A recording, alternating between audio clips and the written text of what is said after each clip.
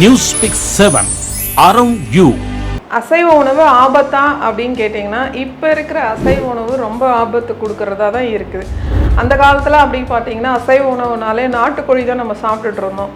So இப்போ அந்த நாட்டுக்கோழி உண்மையாக நாட்டுக்கோழி இருக்கா அப்படின்றதே ரொம்ப கேள்விக்குறியாக இருக்குது. இப்போ எல்லாமே ப்ராய்லர் தான் நம்ம கொடுத்துட்ருக்கோம்.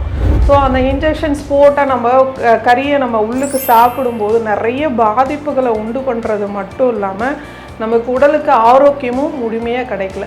நிறைய பேர் ப்ரோட்டீன் கிடைக்கணும், எனக்கு மினரல் நிறைய வேணும் அப்படின்றதுக்காக டெய்லி அசைவ உணவு சாப்பிட்றாங்க. பட் நம்ம சாப்பிட்ற அசைவம் அது ஆரோக்கியமாக இருக்கா அப்படின்றது தான் இல்லவே இல்லை. நார்மலாக ஒரு கோழி வளர்ந்து நம்ம சாப்பிட்ற ஒரு பருவம் வரைக்கும் வரணும்னா குறைஞ்சது ஒரு 4 இல்லை 5 மாதம் வரைக்குமே அந்த கோழியோட வளர்ச்சி இருக்கும்.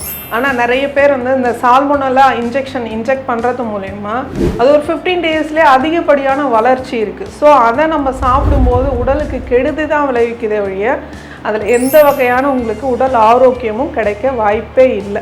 ஸோ நிறைய பேர் என்ன செஞ்சா, டாக்டர் நீங்கள் சிக்கன் தானே சாப்பிட வேணான்றீங்க, நான் மட்டன் சாப்பிட்றேன் அப்படின்னு சொல்கிறாங்க. நிறைய பேர் நீங்கள் ஹோட்டலில் மட்டன் சாப்பிட்றீங்க, ஆனால் அது ஒரிஜினல் மட்டனா அப்படின்றத நீங்கள் தெரிஞ்சுக்கணும். நிறைய பேர் ஃப்ரிட்ஜில் அட்லீஸ்ட் ஒரு நாள் ஸ்டோர் பண்ணி கூட நீங்கள் குக் பண்ணி சாப்பிட்லாம். ஆனால் 3 days 4 days 1 week வரைக்குமே அந்த ஃப்ரிட்ஜில் ஸ்டோர் பண்ணி வச்சுட்டு உங்களுக்கு குக் பண்ணி கொடுக்குறாங்க.